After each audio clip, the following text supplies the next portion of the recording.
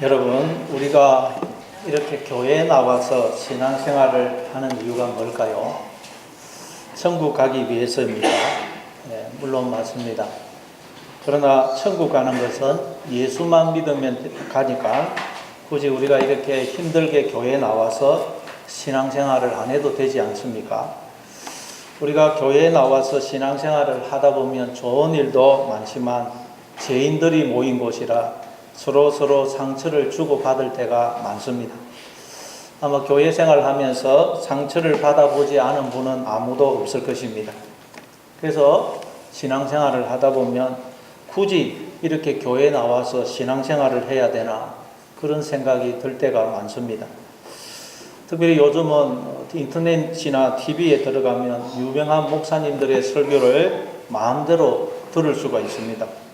그러니 그냥 편하게 집에서 방송으로 설교 듣고 신앙생활을 하면 되지 않겠습니까? 그러면 상처도 안 받고 헌금도 봉사도 안 해도 되고 시간 전략, 돈 전략 얼마나 좋습니까? 그런데도 굳이 우리가 이렇게 교회에 모여서 신앙생활을 하는 이유가 뭘까요? 더 나아가서 하나님은 처음부터 우리를 천국에서 살게 하시든지 아니면 예수 믿어 구원받고 나면 바로 천국에 데려가시지 왜 우리로 하여금 이렇게 지지고 볶고하는 이런 삶을 살게 하시는 것일까요? 우리가 이런 삶을 살아봤자 뭐 대단한 것도 없이 결국 다 죽지 않습니까? 결국 죽을 인생인데 무슨 이유로 우리로 하여금 이렇게 고민과 갈등이 거치지 않는 삶을 아등바등하면서 살게 하시는 것일까요? 결국 다 죽는데 여러분은 그 이유가 뭐라고 생각하십니까? 네, 오늘 본문은 거기에 대해서 말씀을 하고 있습니다. 결론적으로 말씀드린다면 우리가 하나님을 떠난 인생을 살게 되면 즉 내가 주인인 인생을 살면 어떻게 되는지 그리고 그런 나에게 하나님이 얼마나 엄청난 은혜와 사랑과 복을 베풀어 주시는지를 경험하고 깨닫게 하셔서 우리로 오직 하나님을 의지하고 하나님의 마음을 품은 자가 되도록 하기 위해서입니다. 다시 말해 우리로 인생을 살게 하시는 이유가 뭐냐? 이스라엘 백성들이 홍해 바다 앞에 서서 울부짖고 단식하고 그 홍해 바다를 건넜듯이 우리도 인생이라는 이런 불평과 원망과 절망과 미움과 분노가 난무하는 이런 바다를 인생이라는 바다를 지나가게 하시는 게 뭐냐? 바로 하나님의 마음을 알고 하나님의 마음을 품은 자가 되도록 하기 위해서라고. 아멘. 여러분 신앙의 결국은 하나님의 마음을 품는 것입니다. 하나님의 마음을 품지 않으면 아무 신앙생활이 의미가 없어요. 이걸 위해서 하나님은 우리로 인생을 살게 하시며 신앙생활을 하게 하시는 것입니다. 오늘 본문은 여기에 대해서 말씀하고 있습니다. 자, 그럼 우리가 본문을 살펴보면서 한번 무엇을 말씀하시는지 한번 살펴보겠습니다. 15절부터 16절 같이 읽습니다. 시작. 여호와께서 모세에게 이르시되 너는 어찌하여 내게 부르짖느냐? 이스라엘 자손에게 명령하여 앞으로 나아가게 하고 지팡이를 들고 손을 바다 위로 내밀어 그것이 갈라지게 하라. 이스라엘 자손이 바다 가운데서 마른 땅으로 행하리라. 앞에는 바다고 양옆에는 성벽처럼 산으로 막혀 있고 뒤는 애국 군대가 추격해오는 절체절명의 상황에서 이스라엘 백성들은 두려움에 사로잡혀서 모세에게 원망과 불평을 쏟아놓고 아주 독한 말로 모세를 공격했습니다. 애굽에 매장지가 없어서 우리를 이곳으로 이끌어내어 여기서 죽게 하느냐? 왜 우리를 애굽에서 이끌어내느냐? 여기서 죽게 하려고 그랬느냐? 우리가 여기서 죽는지 차라리 애굽으로 돌아가는 것이 낫겠다. 그러면서 모세를 향하여 불평과 원망을 쏟아내고 모세를 대적하고 모세를 공격했습니다. 여러분이 이때 모세라면 어땠을까요? 여러분이 모세다. 여러분 모세가 이 일을 원해서 했습니까? 아닙니다. 하나님이 억지로 하기 싫은 모세에게 억지로 이 일을 시키셨습니다. 그리고 이스라엘 백성들도 자기들을 구원해 달라고 요구하지 않았습니다. 그런데 하나님이 일방적으로 모세를 보내어서 그들을 애굽에서 나오게 하신 것입니다. 그런데 지금 광야에서 홍해 바다 앞에서 죽게 생겼습니다. 그래서 온 이스라엘 백성들이 모세를 향하여 불평과 원망을 쏟아내면서 모세를 대적하고 공격하고 있습니다. 여러분이 모세라면 어떤 마음이겠어요? 누구 한 사람이 나를 미워하고 나를 괴롭히고 나를 대적해도 너무 우리는 힘듭니다. 저 같은 경우에는 교인 중에 한두 사람이 저를 반대하도 너무 괴로운데, 지금 모세는 수십만, 수백만 명이 되는 온 이스라엘 백성들이 모세를 대적하고 반대하고 공격을 하니, 와, 모세의 그 마음의 괴로움과 고통은 말로 표현할 수가 없었을 것입니다. 연예인들은 여러분 댓글로 사람들이 자기를 비방하는 거, 그걸 보고 그냥 우울증 걸리고 공황장애 걸리고 자살하고 그러지 않습니까? 근데 지금 모세는 온 이스라엘 백성들이 자기를 지금 대적하고 욕하고 공격을 하고 있으니 모세의 마음이 어떻겠어요? 다 때려치우고 싶을 것이고, 내가 이거 하고 싶어서 하나, 그냥 내가 이런 인생 살아서 뭐 하겠나 그러면서 막 죽고 싶은 마음뿐이었을 것입니다. 그래서 모세가, 하나님, 왜 내가 이 이스라엘 백성들을 책임져야 됩니까? 내가 싫다고 안 했습니까? 그런데 왜 나한테 이 일을 억지로 맡겨가지고 나로 하여금 이렇게 고달프고 무거운 진멸진 인생을 살게 하십니까? 그렇게 하나님께 부르짖었던 것 같아요. 우리도 인생을 살아가다 보면, 하나님, 왜 나로 하여금 이런 인생을 살게 하십니까? 왜 나를 이곳에 보내셨습니까? 왜 나로 하여금 저런 남편을 만나게 하셔서 이렇게 지질이 복도 없는 인생을 살게 하십니까? 불평과 원망의 마음이 생길 때가 많습니다. 아마 지금 여러분 중에도 그런 마음을 품고 계신 분들이 있을 거예요. 모세가 지금 그렇습니다.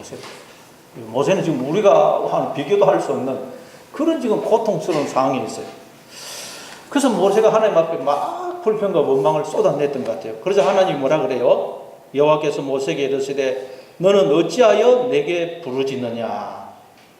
이스라엘 자손에게 명령하여 앞으로 나아가게 하고 지팡이를 들고 손을 바다 위로 내밀어 그것이 갈라지게 하라. 이스라엘 자손이 바다 가운데서 마른 땅으로 행하리라. 다시 말해, 하나님이 모세에게 너 왜 그렇게 네 신세를 한탄하고 절망하고 낙심하면서 인생을 허비하고 있어? 네가 지팡이를 든 손만 내밀면 바다가 갈라지는데 왜 누구를 탓하고 환경을 탓하면서 절망하고 있어? 모든 건 다 너한테 달리는 거야. 너한테. 네가 손만 내밀면 바다가 갈라져. 모든 건 네한테 다 달려있는 거야. 네가 일어나면 모든 것은 다 변하는 거야. 지금 예수 하나님 그러시는 거예요. 여러분, 우리는 늘 내가 이렇게 사는 건 남편 때문이야. 내가 남편을 잘못 만나가지고 이렇게 그냥 고달픈 인생을 살고 있어. 내가 지금 이런 건 그 사람 때문이야. 그때 그 사건 때문이고 환경 때문이야. 그래서 내가 이렇게 비참한 인생을 살고 있어. 그러면서 다른 사람 탓하고 환경을 탓하면서 비관적인 인생을 살 때가 많습니다. 얼마든지 천국을 살 수 있는데 스스로 지옥을 사는 것입니다. 그래서 하나님이 그런 우리에게 너 왜 그렇게 사람을 탓하고 환경을 탓하면서 절망하고 있어? 네가 손만 내밀면 바다가 갈라지는데 왜 그러고 있어? 그러니 손을 내밀어 바다를 갈라뜨려. 그리고 이스라엘 백성들로 하여금 그 바다 가운데 난 마른 땅을 건너가게 해. 그렇게 말씀하세요. 모든 건 우리한테 나한테 달려요. 나한테. 여기서 지팡이를 든 두 손을 바다 위로 내민다는 말은, 이 손이라는 건 하나님의 지체로서 우리를 가리켜요. 그래서 우리가 하나님의 지체가 되어서 하나님의 몸이 되어서 하나님께 붙어 있고 머리 대신 하나님의 뜻에 순종하는 걸 말해요. 즉 우리가 하나님의 마음을 품은 자가 되면, 내가 변하면 모든 게 다 변한다는 거예요. 내가 변하면 남편이 변하고 아내가 변하고 자녀가 변한다는 것입니다. 다른 사람을 변화시키려고 하지 말고 네가 먼저 변하라는 거예요. 여러분, 남편을 바꾸려고 하지 마시고 아내를 바꾸려고 하지 마시고 자녀를 바꾸려고 하지 마시고 여러분이 먼저 변하시기를 바랍니다. 내가 변하면 홍해가 갈라진다는 거예요. 홍해가. 전에 제가 정필도 목사님, 수영로교회 은퇴 목사님, 정필도 목사님 설교를 들은 적이 있습니다. 그 목사님이 목회 초기에 교회에 목사님을 사사건건 반대하고 괴롭히고 힘들게 하는 한 집사님이 있었다 그래요. 그래서 이 목사님, 그 집사님 때문에 도저히 목회를 할 수가 없어서 하루는 작정을 하고 하나님 앞에 기도를 했다 그럽니다. 하나님, 누구 그 집사가 사사건건 나를 반대하고 괴롭혀서 제가 도무지 목회를 못하겠습니다. 그러니 그 집사를 변화시켜 주든지 뭐 교회에서 나가게 해주든지 어떻게 좀 해주십시오. 목숨을 걸고 기도를 했대요. 기도를 하고 있으니까 하나님으로부터 음성이 들리기를 네가 문제다. 네가 문제다. 목사님이 깜짝 놀라가지고 아니 하나님 그게 무슨 말씀입니까? 나는 지금 너무나 목회를 잘하고 있는데 그 집사가 사사건건 반대하고 저를 괴롭혀서 지금 목회를 못하고 있는데 제가 잘못이라니 너무 억울합니다. 그러면서 막 그냥 기도를 했는데도 하나님으로부터 아무 다른 말씀이 없으시대. 그래서 이 목사님이 처음에는 너무 억울했지만 가만히 생각을 해보니까 자기가 문제라는 것을 깨닫게 되었다 그래요. 정말 내가 문제구나. 그래서 목사님이 자기가 변화되니까 그 집사님도 변화되고 교회가 부흥되더라는 것입니다. 여러분, 다른 사람을 탓하지 마시고 남편, 아내, 자녀 뭐 다른 누구를 탓하지 마시고 여러분이 먼저 변화되시기를 바랍니다. 아멘. 그러면 모든 게 변화된다는 거예요. 내가 변화되기만 하면. 기독교는 다른 사람을 변화시키기 전에 내가 변화되는 것입니다. 내가 변하지 않으면 아무것도 변하지 않습니다. 그러나 내가 변하면 모든 게 변하는 거예요. 그래서 하나님이 모세에게 너 이스라엘 백성들이 나한테 불평하고 너를 공격한다고 해서 왜 그렇게 절망하고 힘들어하고 있어? 왜 너 그들을 탓하고 환경을 탓하고 있어? 네가 앞으로 가기만 하면 홍해가 열려, 길이 열려. 모든 건 다 너한테 달려있어, 너한테. 그러니 너가 앞으로 가. 그러시는 거예요. 여러분, 모든 것은 다 나한테 달려있음을 기억하시기 바랍니다. 내가 하나님을 의지하고 앞으로 나가면 내가 변화되면 홍해가 열리는 것입니다. 여러분이 어떤 절망적인 상황에 있다 하더라도 여러분이 하나님을 의지하고 앞으로 나가심으로 여러분의 가정과 직장과 교회와 여러분이 있는 그곳에 홍해가 열리는 기적이 있기를 바랍니다. 17절 18절 한번 읽어보겠습니다. 17절 18절 같이 있습니다. 시작. 내가 애굽 사람들의 마음을 완악하게 할 것인즉 그들이 그 뒤를 따라 들어갈 것이라. 내가 바로와 그의 모든 군대와 그의 병거와 마병으로 말미암아 영광을 얻으리니 내가 바로와 그의 병거와 마병으로 말미암아 영광을 얻을 때에 애굽 사람들이 나를 여호와인 줄 알리라 하시더니. 참 하나님이 병 주고 약 주고 하시는 것도 아니고 이게 뭐 하시는 걸까요? 모세한테 야 너 손을 내밀어 바다를 갈라지게 해.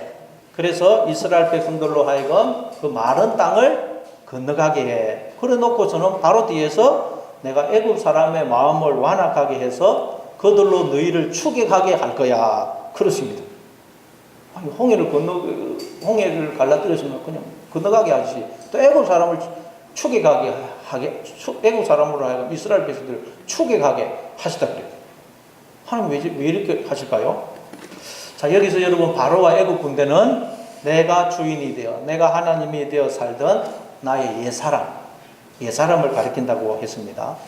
우리 속에는 하나님을 떠나 내가 스스로 하나님이 되려고 하는 욕망이 있어요. 욕망. 그래서 우리는 틈만 나면 하나님을 떠나 내가 하나님이 되려고 합니다. 근데 하나님이 우리로 하여금 그렇게 하도록 허락을 하신다는 거예요. 그래, 네가 그렇게 스스로 하나님이 되고 싶으면, 네가 머리가 되고 싶으면 한번 해봐. 그렇게 허락을 하신다는 거예요. 그래서 우리 속에서는 틈만 나면 옛사람이 올라옵니다. 옛사람. 바로와 그의 군대가 올라와요. 그래서 우리는 내 정욕대로, 내 성질대로, 내 고집대로 행하고 그냥 나를 드러냅니다. 내가 하나님 자리에 앉아서 다른 사람을 판단하고 내가 영광을 받고 싶어 합니다. 그래서 여러분, 내 속에서 이렇게 옛사람이 바로와 그의 군대가 올라오면 내 속에 들어오신 믿음이, 예수님이, 성령님이, 하나님이 위험해집니다. 예수님이 태어났을 때 헤롯 왕이 아기 예수님을 죽이려고 해서 예수님이 애굽으로 피신을 가시죠. 그게 내 속에서 일어납니다. 내 속에서. 내가 스스로 왕이 하나님이 되려고 하면 우리 안에 왕으로 들어오신 예수님이, 성령님이, 하나님이 저 구석으로 피신을 가는 거예요. 피신. 하나님이 저 구석으로 피신을 가세요. 그러면 어떻게 되겠어요? 나라는 존재가 애굽이 되고 세상 나라가 되어버리는 거예요. 무덤이 되고 지옥의 존재가 되는 것입니다. 우리가 신앙생활 하다 보면 그걸 경험할 때가 많습니다. 그걸 두고 내가 애국 사람의 마음을 완악하게 해서 그들이 너희를 추격하게 할 것이다. 그런 것. 그러나 내가 바로와 그의 병거와 마병으로 말미암아 영광을 얻을 것인데 그때서야 애국 사람들이 나를 여호와인 줄 알게 될 것이다. 그래요. 이 말은 우리가 하나님을 떠나 스스로 왕이 하나님이 되어서 하나님을 대적하고 원수로 행한 그때도 하나님을 자꾸 속으로 몰아내고 내가 하나님이 되어서 하나님의 원수로 행하는 그때도 하나님은 늘 나와 함께 하시면서 당신의 생명을 전부를 주시는 사랑을 베풀어 주시고 나를 붙들어 주시는 것을 나로 깨닫게 하셔서 하나님의 그 사랑 앞에 우리로 굴복하게 하시는 항복하게 하시는 것을 의미하는 것입니다. 그래서 애국 사람들이 나를 여호와인 줄 알리라. 애국 사람은 우리가 우리가 하나님이 여호와인 줄 알리라. 여호와라는 말은 존재하다, 있다라는 뜻의 하야라는 동사의 3인칭 미완료형이라고 그랬어요. 3인칭 미완료라는 말은 완료가 안 된 상태, 계속 진행 중인 상태. 자, 하나님이 계속 우리를 존재케 하시는 분이라는 거예요.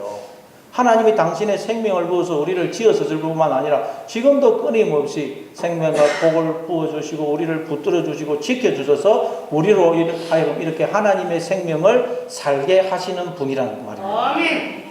사도행전 17장 27절 28절입니다. 이는 사람으로 혹 하나님을 더듬어 찾아 발견하게 하려 하심이로되 그는 우리 각 사람에게서 멀리 계시지 아니하도다. 우리가 그를 힘입어 살며 기동하며 존재하느니라. 하나님이 당신의 생명을 부어 모든 인간을 지으셨을 뿐만 아니라 지금도 모든 인간과 함께 하시면서 복을 주시고 붙들어 주시고 지켜주심으로 인생들이 이렇게 기뻐하고 즐거워하고 웃고 떠들고 춤추고 노래하면서 인생을 살고 있다는 거예요. 그게 여호와라는 이름에 담긴 의미입니다. 다시 말해 하나님은 당신의 그 존재에, 당신의 그 생명에, 당신의 그 모든 것에 우리를 참여케 하시려고 우리를 지었었으며 지금도 늘 나와 함께 하시면서 복을 주시고 부족함 없이 우리를 돌보아주고 계시는 분이라는 말이에요. 아멘. 이게 여호와.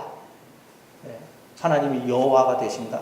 그다음에 이 사실을 늘 기억하심으로 모든 것에 감사하며 사시는 여러분 되시기를 바랍니다.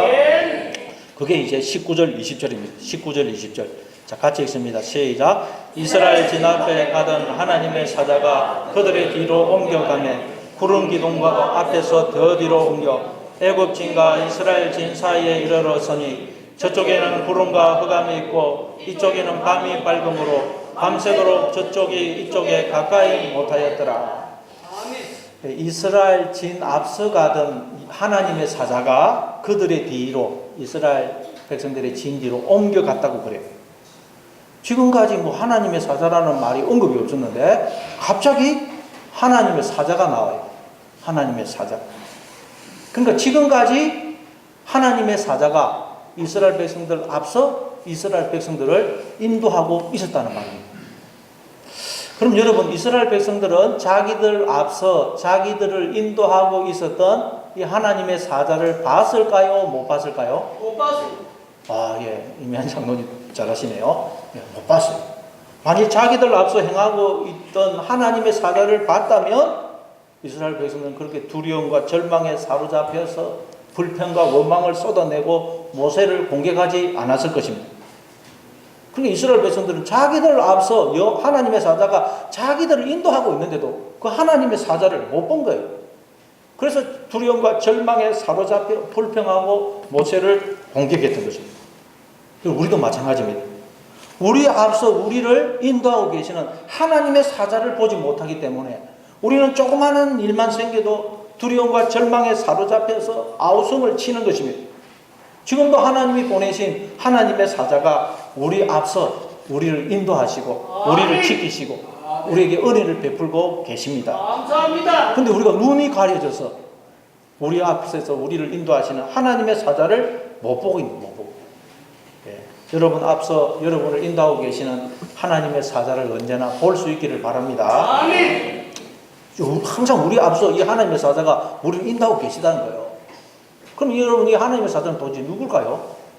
하나님의 사자. 사자가 히브리어로 말락입니다. 말락, 사자, 천사, 종, 그런 뜻입니다. 그러니까 하나님이 보내신 자라는 거예요. 말락. 하나님이 보내신 자. 하나님이 우리에게 뭘 보냈다는 거예요. 하나님이 보내신 분이 누굴까요? 선지자, 종들, 아들, 성령님이죠. 성령님. 다시 말해 하나님은 성령으로 우리를 찾아오셔서 우리의 마음을 감동시키시고 우리의 마음을 이끌어 가십니다. 그리고 또 하나님은 우리 주변의 사람들, 남편, 아내, 자녀, 내 주변의 사람들을 또 사자로 삼아 우리를 지키시고 은혜를 베푸시고 우리를 인도하십니다. 또 하나님은 더 나아가서 자연 만물을 사자로 삼으셔서 우리를 지키시고 보호하시고 은혜를 베푸시고 인도하십니다. 그러니까 이 하나님의 사자가 곧 푸른 기둥과 불기둥이에요. 불기둥. 그래서 하나님의 사자가 뒤로 옮겨가니까 구름 기둥도 그들 뒤로 옮겨가서 이스라엘 진과 애굽 진 사이에 서더라. 그래서 저쪽에는 구름과 흑암이 있고 이쪽에는 밤이 밝음으로 밤새도록 저쪽이 이쪽에 가까이 못하였더라. 이건 정확하게 번역이 안 됐습니다. 정확하게 번역하면 그래서 구름과 흑암이 있고, 구름과 흑암이 애굽 진에만 있었다는 말이 아니고 구름 기둥이 이스라엘 백성의 진과 애굽 진 사이에 섬으로, 여러분 구름과 흑암이 이스라엘 진과 애굽 진 모두에게 있더라는 거예요. 모두에게. 그런데 빛이 밤을 밝힘으로, 밤이 밝음으로 되었는데 빛이 밤을 밝힘으로 저쪽이 이쪽에 가까이 못하더라. 뭐 의미는 뭐 비슷한데 조금 번역은 정확하지가 않습니다. 자, 그럼 이게 무슨 말이냐? 우리는 원래 어둠이었습니다. 어둠. 그런데 하나님의 사자가 내 안에 빛으로 임하니까, 즉 하나님이 내 안에 빛으로 임하니까 내 속에 빛이 생기면서 내 속에 빛과 어둠이 이제 있더라는 거예요. 전에는 내가 어둠이었어요. 하나님이 내 안에 빛으로 임하니까 내 안에 빛이 생기면서 내 안에 빛도 있고 어둠도 있더라는 거예요. 전에는 어둠만 있었는데. 사도 바울이 로마서 7장 23절에 보니까 내 안에 마음의 법도 있고 죄의 법도 있다 그러죠. 전에는 내 안에 죄의 법만 있었죠. 죄의 법. 근데 하나님이 내 안에 마음의 법으로 임하시니까 내 안에 마음의 법도 있고, 즉 하나님의 마음도 내 안에 생기고, 그러면서 죄의 법도 같이 있더라고요. 갈라디아서 5장에 보니까 내 속에 성령의 소욕과 육체의 소욕이 있다 그러죠. 전에는 내 속에 육체의 소욕만 있었어요. 근데 하나님이 내 안에 임하시니까 내 속에 성령의 소욕이 생겨요. 그러면서 성령의 소욕도 있고 육체의 소욕도 있더라고요. 고린도후서 4장에 보니까 우리 속에는 그 사람이 있고 속 사람이 있다 그러죠. 전에는 내가 그 사람이었어요. 근데 하나님이 내 안에 임하니까 내 안에 속 사람이 생기면서 이제 내 안에 속 사람과 그 사람이 있더라는 거예요. 전에는 내가 여러분 사망이었어요. 사망. 근데 하나님이 내 안에 생명으로 임하니까 내 안에 생명이 있으면서 이제 내 안에 생명도 있고 사망도 있더라고요. 사망. 여러분, 전에는 내가 마귀의 자녀였어요. 마귀의 자녀. 근데 하나님이 내 안에 임하시니까 내가 하나님의 자녀로 출생하면서 내 안에 하나님의 자녀도 있고 마귀의 자녀도 있더라고요. 내가 전에는 여러분 세상 나라였어요. 지옥이었어요. 근데 하나님이 내 안에 임하시니까 내가 천국이 되더라고요. 근데 내 속에 천국도 있고 지옥도 있더라고요. 전에는 내가 거짓 나였어요. 거짓 자, 하나님을 떠나 스스로 하나님이 되어 있는 생명이 되어 있는 거짓 자아였어요. 근데 이제 하나님이 내 안에 임하시니까 하나님과 연합된 참나가 생기더라고요. 참나. 근데 내 속에 이제 그래서 참나도 있고 거짓 나도 있더라고요. 거짓. 전에는 내가 내 마음은 있었어요. 내 마음. 이걸 성경은 짐승의 마음이라고 그러죠. 내 마음, 짐승의 마음이 있었어요. 근데 이제 하나님이 내 안에 임하시니까 내 속에 하나님의 마음이 생겼어요. 그래서 이제 하나님의 마음도 있고 짐승의 마음도 있더라고요. 하나님의 지혜도 있고 짐승의 지혜도 있더라고요. 자, 이게 이제 하나님의 자녀로 우리가 거듭나는 거예요. 그런데 이제 우리가 거듭났으면 이 우리 속에 있는 어둠과 빛, 생명과 사망 계속 공존하는데 우리 속에 있는 어둠, 사망, 죄의 법, 짐승의 마음, 짐승의 지혜, 즉 거짓 나는 어떻게 됐냐? 자꾸 우리가 홍해 바다에 빠뜨려서 죽이고 빛, 생명, 마음의 법, 하나님의 마음, 하나님의 지혜인 참나만 계속 살아나도록 해야 된다는 거예요. 왜냐하면 이게 진짜 나거든요. 이게. 그래서 우리가 여러분 홍해 바다와 같은 인생을 살고 있다는 거예요.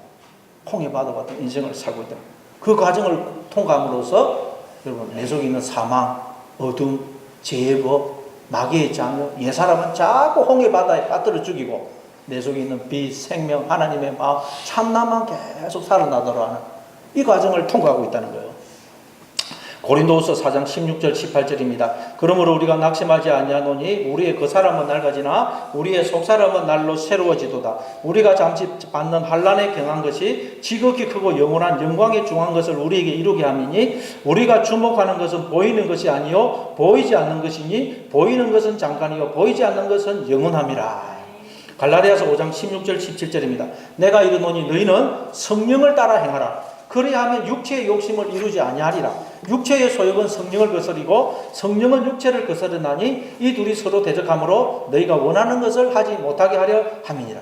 육체의 소욕, 성령이 있는데 항상 우리는 이 육체의 소욕에 편을 들면 안 되고 성령 소욕에 편을 들으라. 성령 소욕.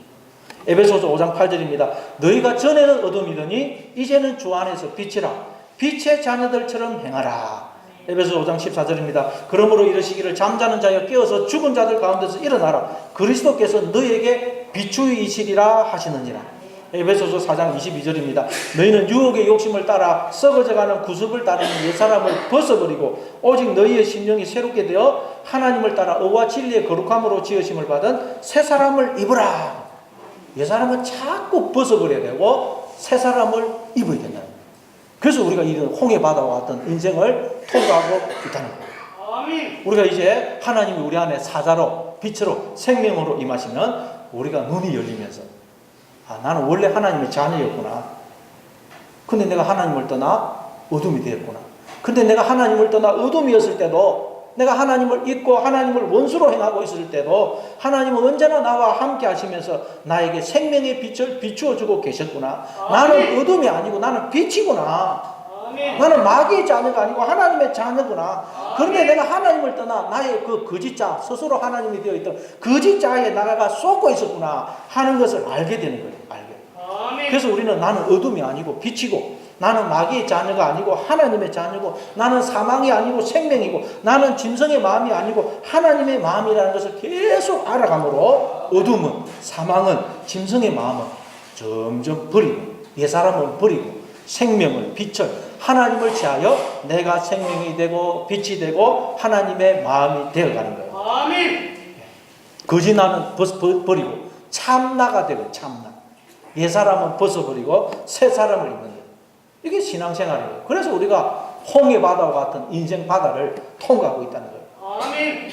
그러니 여러분 속에 있는 그 어둠, 사망, 짐승의 마음, 죄법, 육체의 소욕은 여러분 것이 아니라는 거예요. 그걸 자꾸 버리시기 바랍니다. 아멘. 거기에 동조하지 말라는 거예요. 거기에 편을 들지 마십시오. 여러분 속에 있는 그 빛, 생명, 하나님의 마음을 취하여 그게 내 거예요, 원래. 그러니까 그걸 여러분 것으로 삼으시기 바랍니다. 아멘. 이걸 두고 야고보 사도는 야고보서 4장 7절에서 마귀를 대적하라. 그리하면 너희를 피하리라. 하나님을 가까이 하라. 그리하면 너희를 가까이 하시리라. 마귀를 대적하라. 마귀 편에 서지 말라는 거예요, 이 말은. 하나님 편에 서라는 거예요. 왜냐하면 우리는 어둠이 아니고 사망이 아니고 짐승의 마음을 가진 자가 아니고 빛이고 생명이고 하나님의 마음을 가진 자인데 그동안 마귀가 와서 우리를 속이고 있었기 때문에 속이고 우리가 마귀한테 속아는 거예요. 속은 거야.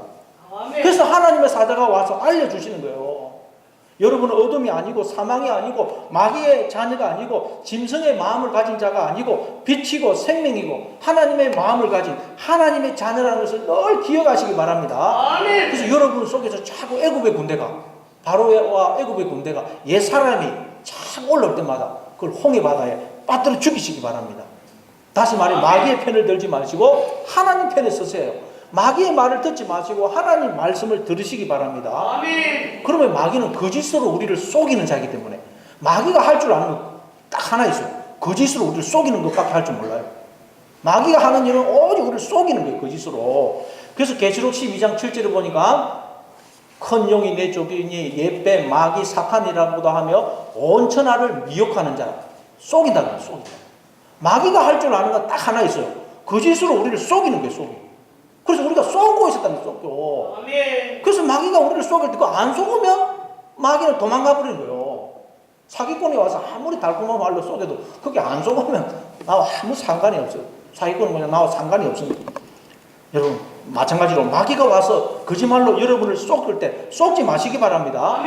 여러분 속에서 부정적인 생각, 두려움, 불안, 절망, 낙심, 미움, 분노, 우울증, 공황장애 다 마귀가 우리를 속이는 거예요. 하나님이 너는 사랑하시지 않아. 너는 안 돼. 너는 거기서 못 헤어나. 너는 실패할 거야. 너는 누구한테서도 사랑을 받지 못할 거야. 다 마귀가 속이는 거예요. 속이는 거. 그걸 두고 마귀를 대적하라는 거예요. 늘 하나님 편에 서고 하나님 말씀을 들으라는 거예요. 하나님 언제나 너는 내 사랑하는 아들이면 내가 기뻐하는 자야. 내가 늘 너와 함께하고 있어. 그러니 두려워하지 마. 걱정하지 마. 그 하나님 말씀을 들으시기 바랍니다. 그걸 이제 홍해가 갈라져서 애국 군대는 거기에 다 빠져 죽고 이스라엘 백성들만 살아서 나오는 것으로 설명하는 것입니다. 자, 21절부터 23절까지 한번 읽어보겠습니다. 21절부터 23절 시작. 모세가 바다 위로 손을 내밀며 여호와께서 큰 동풍이 밤새도록 바닷물을 물러가게 하시니 물이 갈라져 바다가 마른 땅이 된지라. 이스라엘 자손이 바다 가운데를 육지로 걸어가고 물은 그들의 좌우에 벽이 되니 애굽 사람들과 바로의 말들 병거들과 그 마병들이 다 그들의 뒤를 추격하여 바다 가운데로 들어오는지라. 모세가 하나님의 말씀대로 지팡이를 든 손을 그 바다 위로 드니까 바다가 갈라져서 마른 땅이 되더라. 그래서 이스라엘 백성들이 양쪽에 벽처럼 쌓인 그 바다 가운데를 육지처럼 걸어갑니다. 그랬더니 애굽 군대도 그들의 뒤를 추격하여 바다 가운데로 들어오더라고 그래요. 그럼 이 바다는 도대체 뭘 상징하는 거예요? 바다. 고린도전서 10장 2절에 보면 이 사건을 두고 이스라엘 백성들이 모세에게 속하여 구름과 바다에서 세례를 받았다 그러죠. 세례라는 것은 우리 옛 사람은 죽고 우리가 하나님의 자녀로 새 사람으로 살아나는 것 말이에요. 근데 이 바다를 통과하면서 우리의 옛 사람은 죽고 우리가 새 사람으로 부활한다는 거예요. 그럼 이 바다는 도대체 뭘까? 바다는 뭘로 이루어져 있습니까? 물이죠, 물. 그래서 거기 보면 물이 갈라져, 21절에 보면 물이 갈라져 바다가 마른 땅이 된지라. 물은 뭘 상징합니까? 성경에서 생명. 하나님의 생명. 근데 그 생명은 단순히 목숨만을 가리키는 게 아니고 목숨을 영위하는 데 필요한 모든 걸 가리킨다 그랬죠. 그래서 에베소서 1장 3절에서는 생명을 복으로 씁니다. 복. 창세전에 하나님께서 그리스도 안에서 하늘에 속한 모든 신령한 복을 주셔서 우리를 하나님의 거룩하고 흠이 없는 아들들이 되게 하셨다는 거예요. 감사합니다. 그럼 이 바다, 이 물로 가득 찬 이 바다는 뭘 가리키겠어요? 하나님의 품을 가리키고 이 세상을 가리키고 또 우리를 가리키는 거예요. 왜냐하면 우리가 하나님의 품 속에 있고 하나님 우리를 품어서서 끊임없이 생명과 복을 주시고 우리를 붙들어주고 보호하고 계시거든요. 하나님의 품에 이 세상에 그리고 또 하나님이 우리 안에 생명이 들어와 있죠. 또 우리의 마음에 하나님의 품 이 세상 우리의 마음이 바다의 바다. 그러니까 우리는 생명의 바다, 은혜의 바다, 축복의 바다 속에 있다는 거예요. 아멘. 그래서 우리는 숨을 쉴 때마다 입을 열 때마다 생명을 축복을 즉 하나님을 호흡하고 먹고 마시고 있다는 거예요. 그런데 인간들이 하나님을 떠나 스스로 하나님이 되어서 그 생명의 바다를 마귀한테 쏘아가지고 사망의 바다로 축복의 바다를 저주의 바다로 은혜의 바다를 심판의 바다로 바꿔버리더라는 거예요. 다시 말해요. 우리는 원래 하나님이 우리 안에 생명으로 들어오심으로 생명의 바다, 은혜의 바다, 축복의 바다여야 되는데 우리가 하나님을 몰아내고 내가 하나님이 되어 스스로 사망의 바다, 저주의 바다, 심판의 바다가 되어버리더라는 거예요. 우리의 마음이 바다예요. 바다. 우리의 마음이 바다. 하나님이 내 마음에 계시면 우리의 마음은 은혜의 바다, 생명의 바다, 축복의 바다가 돼요. 그걸 계시록 4장 6절에서는 수정과 같은 유리바다라고 그래요. 보좌 앞에 수정과 같은 유리바다가 있고 보좌 가운데와 보좌 주위에 내생물이 있는데 앞뒤에 눈들이 가득하더라. 하나님이 내 안에 계시면 우리는 생명의 바다, 우리의 마음은 생명의 바다, 축복의 바다, 은혜의 바다, 즉 수정과 같은 유리바다가 돼요. 유리바다. 그럼 유리와 같은 바다, 수정과 같은 유리바다니 그 안이 다 보이고 그리고 수정과 같으니 전혀 파도가 없는 파도. 그 필리핀에 뭐 요번에 폐쇄가 된 보카라이 같은 바다에 가면 수심도 얕을 뿐만 아니라 무엇보다 바닷물이 맑아가지고 그 속이 다 보여요. 너무 맑아가지고 다 보입니다. 뭐 물고기 돌아다니는 거, 산호초가 다 보여요. 그래서 사람들이 그런 바다를 그렇게 많이 찾는 것입니다. 왜냐하면 그런 바다에 가면 마음의 평안을 얻고 힐링이 되거든요. 힐링. 근데 여러분, 우리가 하나님을 몰아내고 우리가 하나님이 되니까 우리의 마음은 저주의 바다, 심판의 바다, 사망의 바다, 저기 홍의 바다가 되어버리더라는 거예요. 그럼 배를 타고 한번 저 망망대해에 가서 그 바다를 한번 보십시오. 시푸른 바다. 그 시푸른 바다를 보면 이 바다가 도대체 그 깊이가 얼마만큼 될는지, 그 안에 뭐가 들어있는지 알 수가 없어요. 시푸른 바다를 보면 도대체 깊이가 얼마나 되고 그 안에 뭐가 있는지 알 수가 없고, 보기만 해도 그냥 오금이저리고 그냥 무서워요. 저도 성지순례 갔을 때 터키에서 그리스까지 배를 타고 왔는데 배에 나와가지고 제가 바다를 보니까 이거 그냥 오금이저리고, 시푸른 바다를 보면 그렇게 무섭습니다. 그리고 그 바다는 쉴 새 없이 파도가 치고 갑자기 태풍이 몰고 쓰나미가 몰려와요. 그러면 인정사정 없이 생명을 다 삼켜버립니다. 하나님 없는 우리의 마음이 그렇다는 거예요. 우리의 마음. 나도 내 마음을 몰라요. 내 마음속에 뭐가 있는지 알 수가 없어요. 그리고 나도 내 마음을 어떻게 제어할 수가 없어요. 한번 태풍이 몰고 쓰나미가 몰려오면 이 내 속에 있는 생명이, 믿음이 다 죽여버려요. 내 마음이라는 바다에 두려움이라는 태풍이, 쓰나미가 몰려오면 우리는 거기서 헤어나지를 못합니다. 절망이라는 쓰나미가 몰려오면, 미움과 분노라는 쓰나미가 몰려오면 그게 나를 삼켜버려요. 거기서 헤어나지를 못해요. 그래서 사울은 평생 다윗을 향한 그 미움에서 헤어나지를 못하는 거예요. 사무엘하 22장 5절입니다. 사망의 물결이 나를 애우고 불의의 창수가 나를 두렵게 하였으며. 다윗도 이 경험을 했던 것입니다. 하나님이 내 안에 안 계시니까, 내가 주인이 되니까 내가 사망의 바다, 사망의 물이 되더라는 거예요. 그 사망의 물이 나를 삼키려고 하더라는 거예요. 삼키려고. 그래서 하나님이 원래 생명의 바다, 수정과 같은 유리바다여야 할 우리가 왜 사망의 바다가 되어 있는지를 갈라뜨려서 보여주심으로 우리를 다시 생명의 바다, 즉 수정과 같은 유리바다로 만들어 주시는 거예요. 아멘. 그래서 이스라엘 백성들이 사망의 바다인 홍해 바다가 갈라져서 좌우에 물이 벽처럼 서 있는 그 가운데를, 마른 땅을 지나가는 것입니다. 그래서 그 과정을 지나면서 애국 군대는 다 빠져 죽고, 즉 우리의 옛사람은 다 빠져 죽고, 이스라엘 백성만, 우리의 새사람, 속사람만 살아나오는 거예요. 아멘. 다시 말해 불평, 원망, 두려움, 불안, 절망, 낙심, 미움, 분노로 가득 찬 인생이라는 바다, 인생이라는 바다를 우리가 통과하면서, 아, 나는 하나님의 자녀로서 하나님의 은혜 속에, 복주심 속에, 사랑 속에 살고 있구나. 내가 생명의 바다, 축복의 바다구나. 그래, 내가 하나님을 떠남으로 내가 마귀한테 속아서 생명의 바다를 사망의 바다로 바꿔버리고, 내가 그동안 쏟고 있었구나.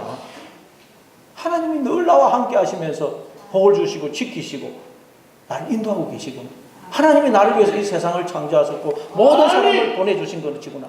그러니 나한테 일어나는 그 어떤 일도 나한테 손해가 되는 일은 없고 다 나한테 유익이고 은혜고 복이구나. 아멘. 그러니 나는 두려워하고 불안해하고 절망하고 불평하고 누구를 원망하고 미워할 필요가 없는 것이구나 깨닫게 하심으로 우리 속에 있는 옛사람, 바로왕과 애국 군대로 상징되는 옛사람은 죽게 하시고 우리의 새사람만, 속사람만 살아나게 하시는 거예요. 감사합니다. 이게 여러분, 우리가 불평, 원망, 아우성, 절망, 미움, 분노로 가득 차 있는 인생이라는 바다를 통과하는 이유라는 통과해요. 아멘. 알고 봤더니 나는 하나님의 은혜와 사랑과 복주심 속에, 인도하심 속에 있더라는 것입니다. 내가 생명의 바다, 축복의 바다, 천국의 바다라는 거예요. 그런데 내가 그동안 마귀한테 속아서 저주의 바다, 사망의 바다로 바꿔버렸다는 거예요. 내가 쏘갖고 있었던 거예요. 쏘고. 그걸 하나님 우리로 깨닫게 하셔서 우리의 옛사람은 하나님의 그 사랑의 바다에 빠뜨려 죽이시고 우리의 새사람만 살아나오게 하십니다. 감사합니다. 사랑으로 우리의 옛사람을 죽이는, 사랑으로. 하나님 딴 게 아니고 사랑으로. 그렇죠. 우리의 자녀들도 야단치고 잔소리 한다고 변한 게 아닙니다. 사랑할 때 자녀들이 변하죠. 하나님은 사랑으로 우리를 변화시키시는 것입니다. 아멘. 자, 24절 또 25절 한번 읽어보세요. 24절, 25절. 같이 읽습니다. 시작. 새벽에 여호와께서 불과 구름 기둥 가운데서 애국 군대를 보시고 애국 군대를 어지럽게 하시며 그들의 병거 바퀴를 벗겨서 달리기가 어렵게 하시니 애굽 사람들이 이르되 이스라엘 앞에서 우리가 도망하자. 여호와가 그들을 위하여서 애굽 사람들을 치는도다. 새벽에 하나님께서 불과 구름 기둥 가운데서 애굽 군대를 보셨다 그래요. 아니, 하나님 그냥 애굽 군대를 보시면 되지 왜 굳이 구름 기둥과 불 기둥을 통해서 애굽 군대를 보셨다 그럴까요? 그냥 보시지. 그러니까 여러분 이건 하나님이 우리 안에 들어오셔서 우리의 눈과 귀를 열어주시고 깨닫는 마음을 주심으로 내가 지금 어떤 상태에 있는지, 그리고 이런 나에게 하나님이 얼마나 엄청난 은혜와 사랑과 복을 베풀어 주고 계시는지를 우리로 보게 하시고 깨닫게 해주시는 걸 말씀하는 거예요. 아멘. 그래서 하나님이 불기둥 구름 기둥을 통해서 애국 군대를 보니까 애국 군대가 홍해에 이제 빠져 죽는 거예요. 뱅거바퀴가 빠지고 막 이렇게 하면서 빠져 죽는 것입니다. 사람이 죽는 거예요. 여러분 날마다 여러분과 함께 하시면서 당신의 전부를 주시는 사랑을 베푸시고 여러분을 인도하시는 그 하나님의 은혜와 사랑을 깨달으심으로 날마다 여러분의 그 사람은 죽고 여러분의 새 사람만 살아나시는 여러분 되시를 바랍니다. 아멘. 26절 27절 한번 읽어보세요. 26절 27절 시작. 여호와께서 모세에게 이르시되 내 손을 바다 위로 내밀어 물이 애굽 사람들과 그들의 병거들과 마병들 위에 다시 흐르게 하라 하시니 모세가 그 손을 바다 위로 내밀매 새벽이 되며 바닥에 힘이 회복된지라. 애굽 사람들이 물을 거슬러 도망하나 여호와께서 애굽 사람들을 바다 가운데 엎으시니. 하나님은 모세에게 네 손을 바다 위로 내밀어 물이 애굽 사람들 위에 다시 흐르게 하라. 애굽 사람들 위에 물이 다시 흐르게 하라. 이 말은 하나님의 은혜와 사랑이 하나님의 생명과 복이 언제나 우리의 마음에 흐르게 하라는 거예요. 아멘. 여러분의 마음에 막 애국 군대가 올라올 때 옛사람이 올라올 때마다 하나님의 사랑을 기억하고 깨달으심으로 하나님의 사랑이 여러분 마음속에 바다처럼 흐르게 되기를 바랍니다. 아멘. 그때 우리 옛사람은 죽고 우리가 새사람으로 살아나는 거예요. 늘 하나님을 마음에 모시고 하나님의 뜻에 순종하며 사심으로 여러분 마음에 늘 하나님의 생명의 사랑이 바다처럼 흘러서 애국 군대는 옛사람은 불평, 원망, 미움, 분노, 절망, 그거 다 죽고 애국 군대는 죽고 하나님의 군대로 살아나시는 여러분 되시기를 바랍니다. 아멘. 그래서 모세가 하나님 말씀에 순종하여 손을 내미니까 바다의 힘이 회복되더라. 바다의 힘이 회복이 되더라. 그동안 바다가 죽어 있었다는 거예요. 에스겔서 40장에도 보면 성전에서 물이 흘러나와가지고 그것이 강이 되어서 바다로 흘러가니까 죽었던 바다가 살아나죠. 하나님이 우리 안에 임하시면 죽었던 바다였던 우리가 이제는 살아나는 거예요. 생명의 바다가 돼요. 생명의 바다. 아멘. 그동안 우리가 사망의 바다였대요. 사망의 바다. 날마다 하나님을 마음에 모심으로 여러분 생명의 바다로 회복이 되시는 여러분 되시기를 바랍니다. 아멘. 그래서 애국 군대가 하나도 남지 않았더라. 하나도 남지 않았더라. 어떻게 하나도 안 남겠어요? 하나님의 사랑이 바다처럼 내 마음에 여러분 가득 찰 때 내 마음속에 있는 두려움, 불안, 절망, 낙심, 미움, 분노 이런 것이 다 사라져요. 아멘. 하나님의 사랑만이 우리를 변화시키는 것입니다. 아멘. 늘 하나님이 당신의 전부를 주는 사랑을 베푸고 계시다 깨달음으로 하나님의 사랑이 여러분 마음에 바다처럼 흘러서 여러분 속에 있는 그 애국 군대가 남김없이 다 사라지기를 바랍니다. 아멘.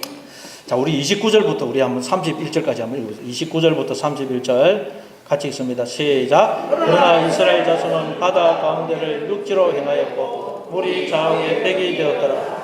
그날에 여호와께서 이같이 이스라엘을 애굽 사람의 손에서 구원하시매 이스라엘이 바닷가에서 애굽 사람들이 죽어 있는 것을 보았더라. 이스라엘이 여호와께서 애굽 사람들에게 행하신 그 큰 능력을 보았으므로 백성이 여호와를 경외하며 여호와와 그의 종 모세를 믿었더라. 홍해 바다를 건넌 이스라엘 백성들은 저 바닷가 건너편에 죽어 있는 애굽 군대의 시체를 보게 됩니다. 시체를 보게 됩니다. 여러분 우리도 새 사람으로 거듭나게 되면 하나님의 마음을 품게 되면 이전에 내가 얼마나 죄인이었으며 하나님과 사람들에게 잘못 행했는가를 알게 돼요. 아멘. 그래서 우리가 성령이 임하면 하나님의 자녀로 거듭나면 내가 죄인임을 알고 회개하게 돼요. 다른 사람들에게 잘못한 것에 대해서 용서를 구하게 됩니다. 아멘. 우리가 하나님의 마음을 품게 되면 반드시 내가 그동안 잘못한 것에 대해서 용서를 구하게 돼요. 남편에게 잘못한 것, 아내에게 잘못한 것, 부모에게 잘못한 것, 자녀에게 잘못한 것, 형제에게, 이웃에게, 성도에게 잘못한 것이 다 드러나는 거예요. 그래서 용서를 구하게 돼요. 용서. 여러분 남편에게, 아내에게, 자녀에게, 형제에게, 이웃에게, 성도에게 잘못한 것 용서를 구하시기 바랍니다. 아멘. 용서를.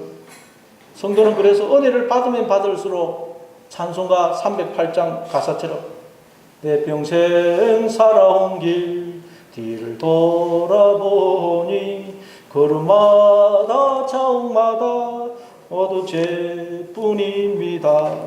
이 고백을 하게 되는 거예요. 아멘. 뒤를 돌아보니까 나는 죄밖에 지은 게 없어요. 그런데도 하나님은 사랑으로 나를 품어주시고 지키시고 보호하시고 인도해 오신 거예요. 감사합니다. 그래서 이걸 깨달았더니 이스라엘 백성들이 하나님을 경외하며 하나님과 그의 종 모세를 믿더라. 아멘. 우리도 하나님의 놀라운 은혜와 사랑을 깨닫게 될 때 하나님을 믿게 되고 또 하나님이 보내신 사람을 믿게 되는 거예요. 아멘. 가끔 보면 이런 말을 하시는 분이 있습니다. 야, 사람은 믿을 게 못돼. 믿을 사람이 이 세상에 어디 있어? 난 아무도 안 믿어. 그런 분이 있어요. 그 사람은 지금 하나님을 안 믿고 있는 거예요. 그건 자기만 믿고 있다는 말이에요. 자기만. 그런데 우리가 하나님을 믿게 되면 하나님이 함께 하시는 그 사람도 믿게 되는 거예요. 그 사람 때문에 그 사람을 믿는 게 아니고 그 사람과 함께 하시는 하나님 때문에 우리는 그 사람을 믿게 되는 것입니다. 아멘. 그래서 이스라엘 백성들이 여호와와 그의 종 모세를 믿더라고요. 믿더라. 여러분 우리는 하나님을 믿게 되면 하나님이 나에게 보내신 사람들도 믿게 돼요. 그래서 우리는 저는 당신을 믿습니다. 저는 선생님을 믿습니다. 나는 너를 믿는다. 그렇게 말할 수 있는 거예요. 아멘. 하나님이 그 사람과 함께 하시기 때문에 여러분 이 사실을 기억하시고 나를 지어서 줄 뿐만 아니라 언제나 나와 함께 하시면서 당신의 전부를 주시는 그런 사랑을 베풀어 주고 계시는 그 하나님을 믿음으로 그래서 내가 변화됨으로 여러분을 통해서 여러분의 가정이 여러분이 있는 그곳이 변화되는 그런 놀라운 역사가 일어나는 여러분의 인생이 되시기를 바랍니다. 아멘.